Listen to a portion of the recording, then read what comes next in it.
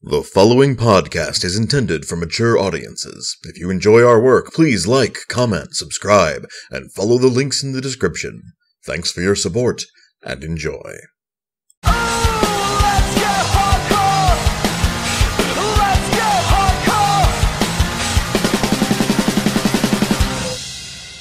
Greetings and salutations, listener. It is I, Eric J. Chucci, joined, as always, by part of the People's Posse, the boy. Hey. This is the Two Nerds Podcast, and today we're discussing an international incident. WWF In Your House International Incident. To be more specific. So, this show, I feel like it wasn't as good of a show as the last time we did one of these. But I had a better time watching it. I feel like it wasn't as important of a show, both historically speaking and in terms of like the Fed at the time. Like, this could have been a Raw, but in terms of the actual entertainment value, yeah, I think this was a bit more up there. I think everything was just kind of keyed up. Thanks to a helpful wrestling historian who happens to live in my pocket. We talked about the Undertaker match last time being kind of shitty, and I don't have the information pulled up, so I don't know the details. But like, I fell asleep during it, I think was right. The point. Part of the problem was that Mark was super injured. So there wasn't much happening. No, like, the rest holds had to happen because he done hurted himself. That makes a lot of sense. Or somebody else hurt him. Again, I don't remember the details. But as always, our assessment of which people are on what drugs is pretty close. Special shout out before we get into the show proper. We noticed... we were doing our stupid running joke commentary throughout, and we mentioned a classic rib occurring, and who should be in the dark match of this show but Justin Bradshaw defeating Savio Vega. And if anything was a classic rib, it was Savio Vega's career. He's really bitter about all that. Like, I read a recent interview with him, and he's like, I could have been somebody. No. Nobody. I watched you wrestle. That's not true. I was held down for the color of my skin. Nobody. No, not today, friend. There's other people who have a legitimate argument there, not you. Yeah. But, anyway, yeah, this was just, overall better to watch. Had some good promos, had some, lively commentary. Having JR was nice. He's just a good commentator. It just feels natural. And, like, we pinned it down, I think, also after the show, because we watched and we both realized that we kind of I got into wrestling, like WWE wrestling, and you got back into it at about the same time, which was 1998. So we finally figured that out because we took a look at the upcoming pay-per-views and realized that's when all the ones that we like show up. Yeah. So, we're a couple years before that at this point, and you know how they say it's always darkest before the dawn? Well, this was during that period of the Monday Night Wars where WCW was winning. This was during... and hard. Yeah, this was during NWO's, like, the heyday of their rise, when things were still very guerrilla? Very guerrilla and very, unpredictable every night. So very upset Great Ape every evening. Yes. You could say it was a monsoon of guerrilla tactics. Oh, no. Yeah, you should feel bad about that. He worked for the WWF. Sure he did.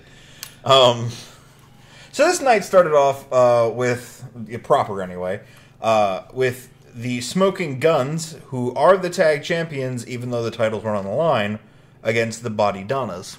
Skip and Zip. Who are two, as we've discussed before, wonderful wrestlers that I did not realize that's who the Body Donnas were. Okay, so whereas last time, I feel like the Smoking Guns were positioned very well. They were the City Slicker Cowboys versus like the actual good old boys, the actual country people who were the faces. This time they were still heels, but they were fighting self-absorbed bodybuilders. Well, the bodybuilders had recently done a face turn, and It's Tom Pritchard and Chris Candido. Yeah. I was checking to see if either of them were from Canada. Well, Chris Candido's from Canada, but no, he's from Jersey. Well, this was in Canada. That's the international incident. So, I was hoping maybe some Bizarro World, but no, it's more that they were just building them as a face turn, and they were doing nice things, whereas the Smoking Guns had been doing heel tactics, had Sonny, and were generally, had been built to be jackasses. Yeah. It's not as clear messaging, but the match was really fun. Like, the match was fun. It was interesting to watch. It didn't have my full attention at the beginning, because I'm not the blazing, unrepentant Billy Gunn mark that my partner is here. But what's the point of repenting? Because it's a sin. I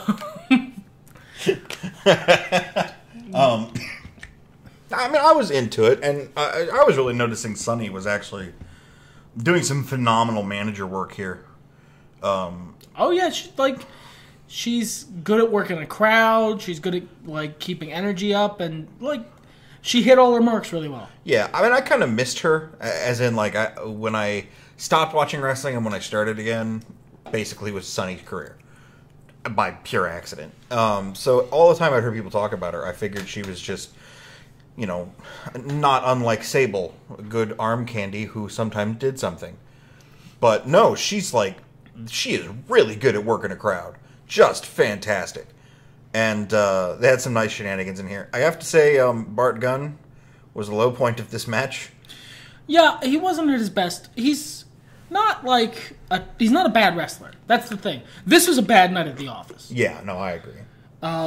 In general, Bart Gunn was not a bad wrestler, but this was not a good day for him. But there was 1.5 spots he blew, and just fucking absolutely destroyed, and Billy was very upset with him. Yeah, because they had one of them set up on the ropes, and Bart was holding him by the legs. Billy was going to leapfrog over him and land on him in some fashion. Only Bart didn't duck, and though he can jump real high, Billy Gunn cannot leap the entire height of a standing man without a running jump. 6'4".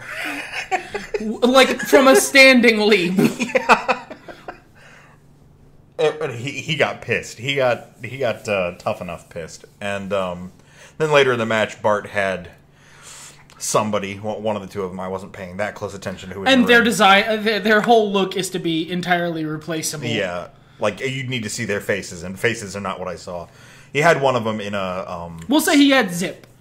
Sure. We'll say he had Zip in a carry to do a sidewalk slam. Yeah, and then the other one jumped off the top rope to drop kick him, but he was in the middle of the ring and didn't know which turnbuckle to turn to. So he turned and, by pure coincidence, unfortunately, I'm sure, looked at every turnbuckle first besides the one he was supposed to be looking at. And you could tell it wasn't a work. He seemed genuinely surprised that there wasn't a man at each successive turnbuckle. Which I'm sure fucking up at a pay-per-view, even if it is just in your house, and then having your partner yell at you in the ring. I'm sure he was fucking way off his game at that point. But, end of the day, it wasn't that bad. No. It was, the match was good otherwise. The Body Donnas went over again. The tag championships were on the line. I don't know why not. Because they're going to be on the line next time. Which is an actual pay-per-view. Right. I don't know why they weren't on the line and then a successful defense. Because they wanted to put the Body Donnas over as a legitimate threat to the tag team titles. Yeah, you can do that during a Raw. Yes, you can. But you can also do it during an In Your House. Especially when, the rest of your card doesn't have any title matches. Look, I think it's really clear that Vince didn't give much of a shit about the In Your Houses. They were just an extra revenue stream. Yeah, I guess. He was not very concerned with building stuff during them. That match is, I think that, there's not really much else to say. No, it was good. That was about it. The next contest was Henry O. Godwin and Mankind. Which, it was a short match, 6 minutes. Yeah, it's almost 7. Yeah, and, it was fun. It was what it was. Yeah. Nothing bad. Again, Henry O. Godwin, someone whose career I largely missed, I think. And I consider that a loss for myself as a child because this fucker's good. Yeah. Like, wow. Not much to say about it. Like I said, this pay-per-view in general could have been a Raw. I don't fully understand it being a pay-per-view. Basically, it was a Raw taking place in Canada that they wanted extra money for, so they put it on pay-per-view instead. Yeah, I guess. Just dude, they weren't doing well at this point. Sure, they needed the money. But like to me, that says, hey, let's make some big, high-profile title matches, not literally 0 title matches across the entire card. Or they could make literally 0 title matches and get a lower buy rate, but still get more money, and then preserve the big bombastic title matches for one of their big paydays, which is the next pay-per-view. Sure. It's kind of shitty of them, don't get me wrong, especially because I believe those cost full pay-per-view prices, maybe half, maybe 15 at this point. But, like, no one ever said Vince McMahon was a nice, benevolent businessman. Well, and who knows even if that's, what the deal is. No, yeah, maybe it was something entirely... that's sure. Entirely speculation. I might be entirely wrong. But the Mankind Godwin match was fun. It was what it was. It wasn't anything special, but it was good. Yeah. In storyline, you said it was a storyline thing? He wasn't actually injured or anything? Oh, yeah, God, this whole thing. It was supposed to be Mankind versus Jake the Snake. They subbed the Godwin in at the last minute because in storyline, Jake was injured. He had too many rib injuries to compete. I bring that up because as a part of an ongoing storyline that had been pre-established, and he'd actually been doing it in the previous couple pay-per-views, King was building a feud with Jake Roberts by just bagging on him, like talking about him being drunk all the time, talking about him doing drugs. Yeah, by this point in the WWF, that was the whole point of Jake being back. That was the whole birth of the Austin 316 thing, is that he had come back from addiction. He was a better man now. He'd found God, and that's why he quoted a lot of scripture. This was, of course, entirely kayfabe, but... I'm sure he found God. He just didn't leave drugs. I can have both. Yeah. I found a way, trust me. But... So, like, it was part of the feud. It was part of the work, but it was one of those, work-shoot sort of things based on real life, where King was just fucking, like, teeing off all night on Jake Roberts' addiction problems, and watching it now with a modern sensibility, he comes across as really unnecessarily cruel. And through the glass darkly, I mean, it's like, oh. It's a funny joke, except for how it's not a joke. Which, it was even worse because the Godwin's theme music is cut and replaced with something generic, which means the commentary is cut as well.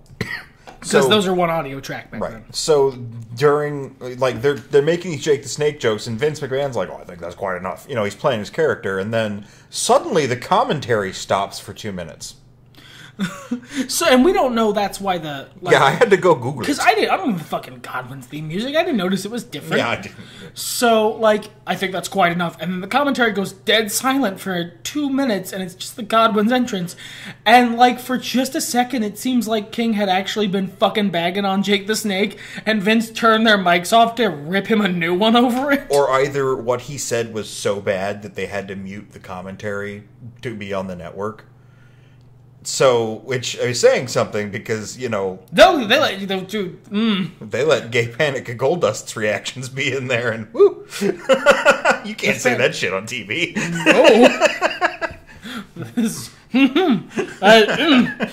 I was moving right along. Do the Vince McMahon ear pull now because I think it's suitable. Yeah, it's time to move on. But no, there's not really anything else to say about this match anyway. The next match, this was my match of the night. Yeah, I think completely undisputed. Mm-hmm. Yeah, this was fucking gold.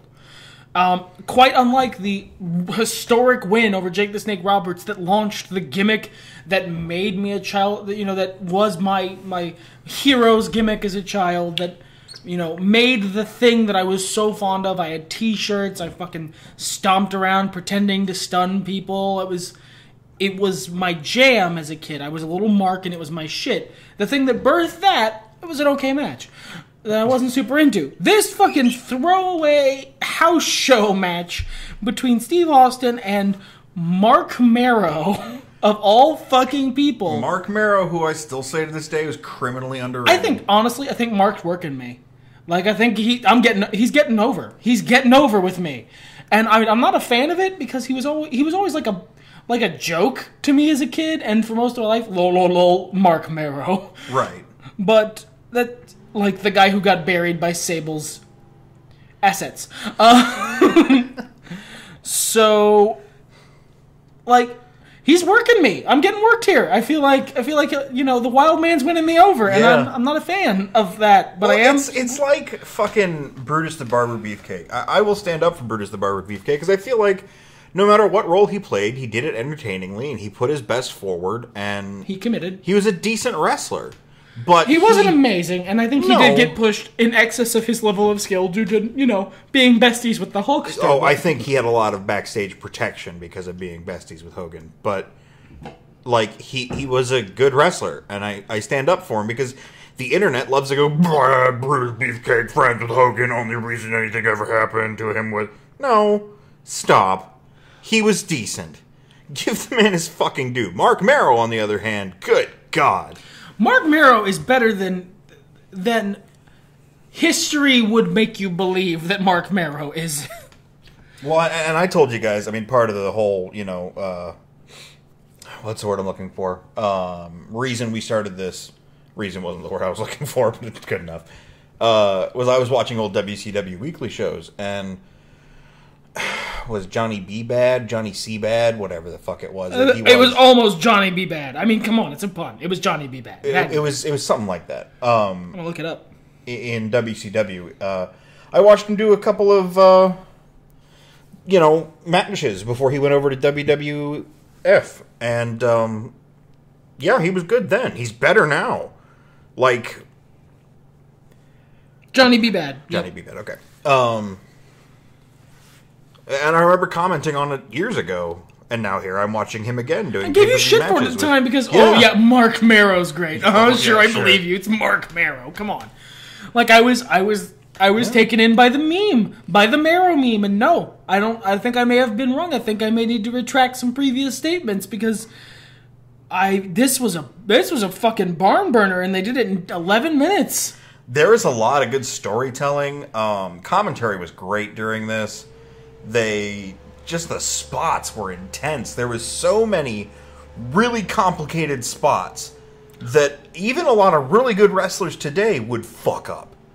And they floated through them and moved on like it wasn't a big deal. Yeah, like these were two guys, Stone Cold in his prime and Mark Marrow, I mean, probably in his prime as well, let's be honest here. Just working an incredible match. And, yeah. That was the highlight for me, definitely.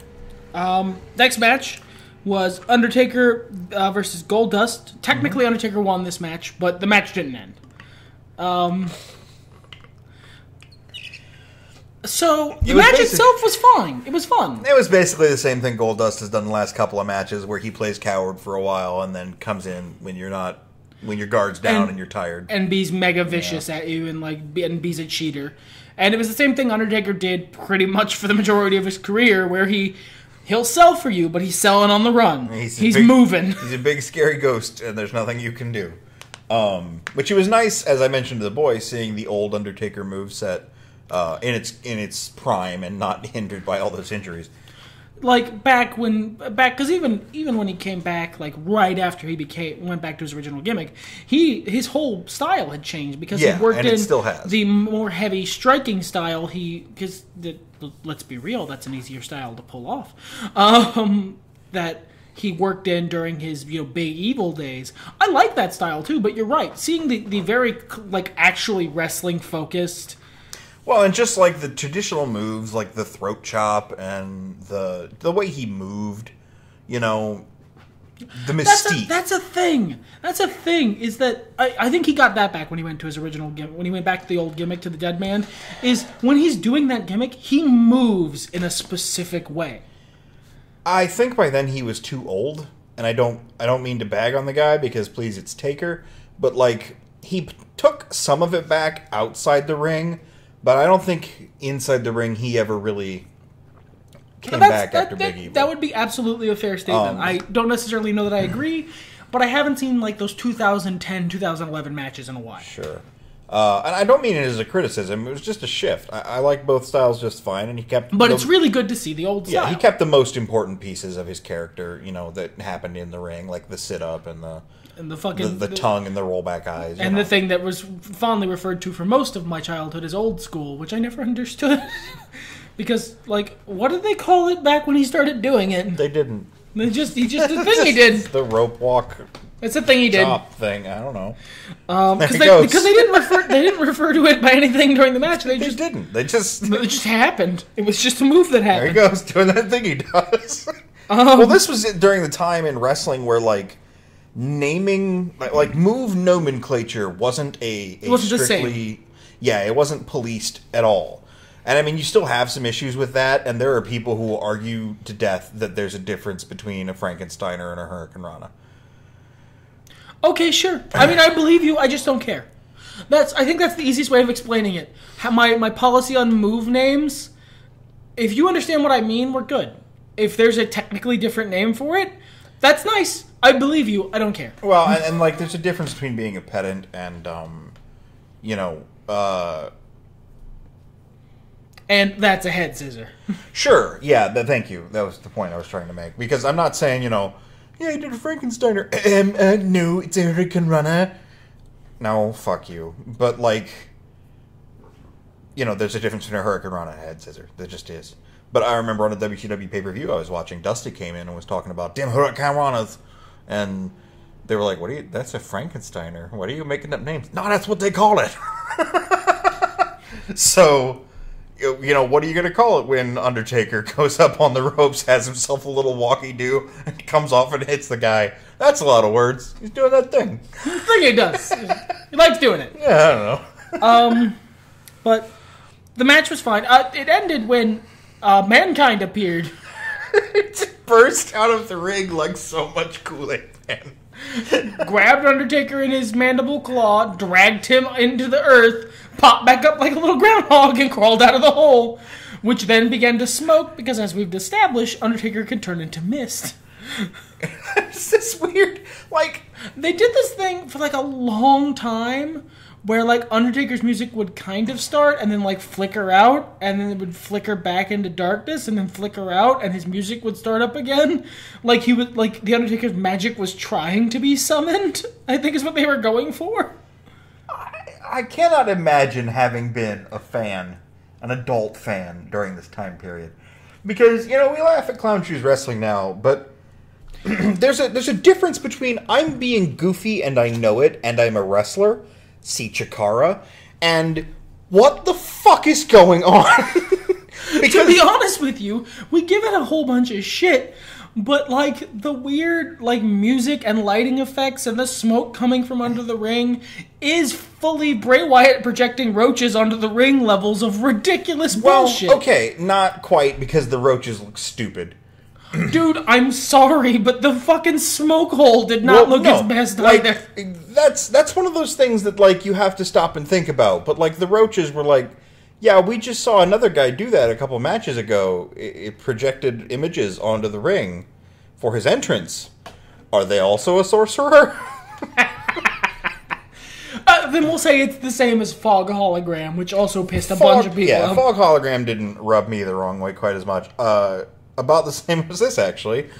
And it's not so much that there was fog, or a man came out of the ring and then pulled another man into the ring, and then he evaporated. But it was the 60 seconds that felt like an hour that Mankind and the referee and Paul Bearer are huddled over this hole, each yelling their own incoherent madness, until Undertaker pops up from a different hole across the ring. And, like, the thing is framed, like, fuck it, the camera guy who framed this way deserves a raise, because it's framed in such a way as, like, the ref's here, and, like, Mankind's here, and just off to the side of Mankind, he just, boop, pops right out of the ring. He just stood up. It was the funniest shit. And but that's, like, the pop-up isn't the funny part, or the weird part, or the what the fuck am I watching part. It's the three of them screaming incoherently, looking in the hole at this hole. He's gone. He was pulled under the ring, which I guess is the nega zone. And then Mankind looks down and goes, wait, he's not there. I just pulled him under the ring. It's just a regular wrestling ring. Why isn't he there? And then Paul Bearer's like, he's not there. He's gone. He turned into smoke again. I hate that. You're my ride. You know I can't drive a stick. Who knows what the referee was thinking? Why? Why me? And then, like, he pops up on the other side of the ring, but it takes so long for that to happen. I'm sure it's not like 60 seconds, but it feels like forever. It feels like an hour and a half. Where everyone's just trying to figure out the smoke hole. Just doing the equivalent of, we should do something. Should we do something? But then that happened. And yeah, then they brawled to the back and into the boiler room, and that's how they set up the boiler room brawl for the next pay-per-view, which is cool. Then we had the main event, I guess. Shawn Michaels is in this match. Shawn Michaels, by the way, in a clip from earlier in the month, rocket-propelled, shot himself into the ring by pure power of cocaine, and almost came out the other side in the same slide. I know they had smaller rings back then, but good lord. He had to, like, put on the brakes. It was hilarious.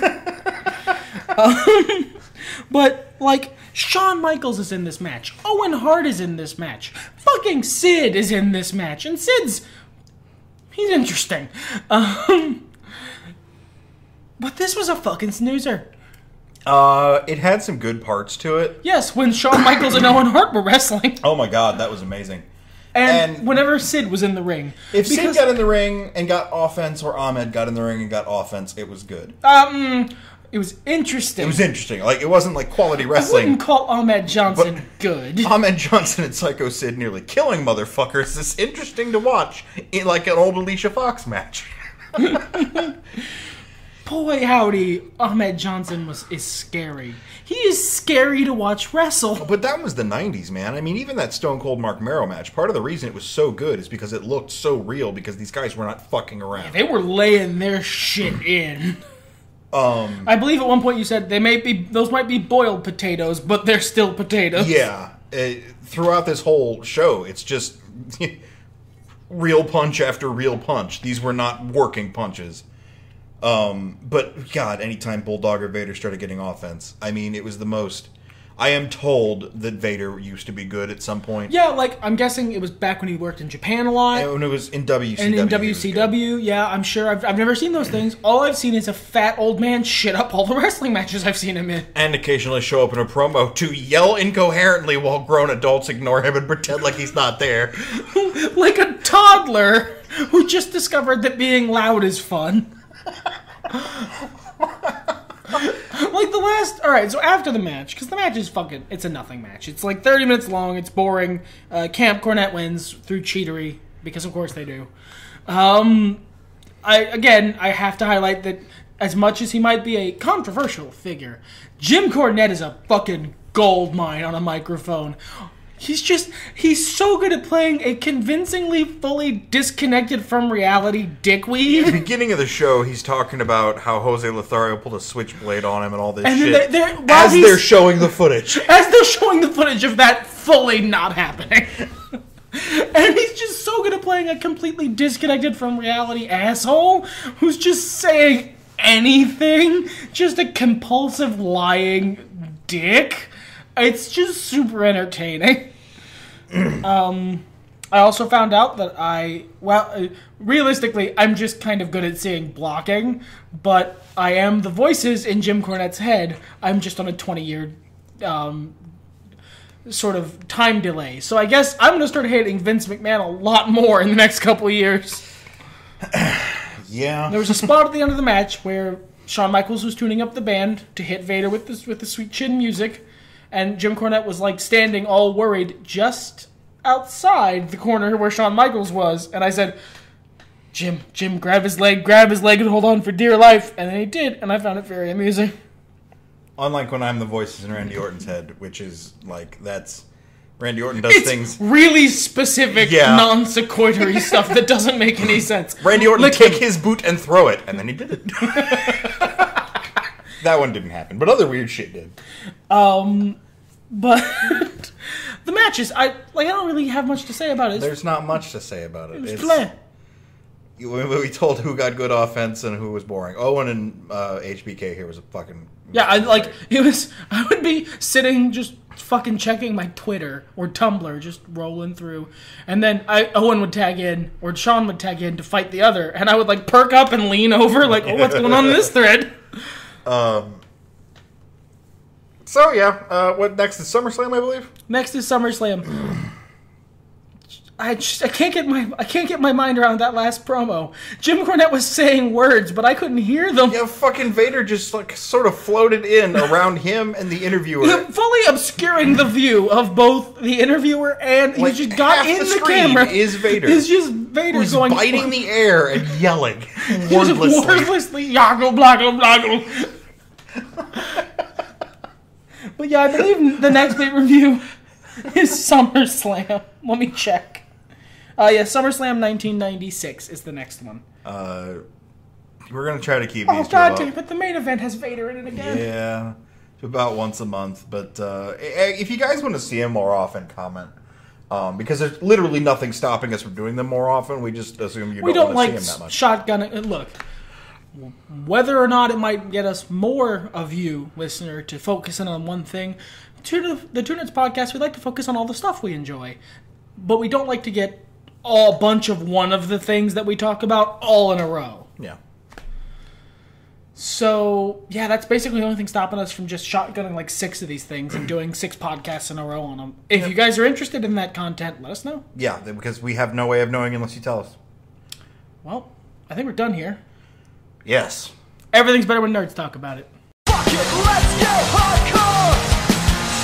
Blood, pain, we're all insane. Suffer head trauma, destroy our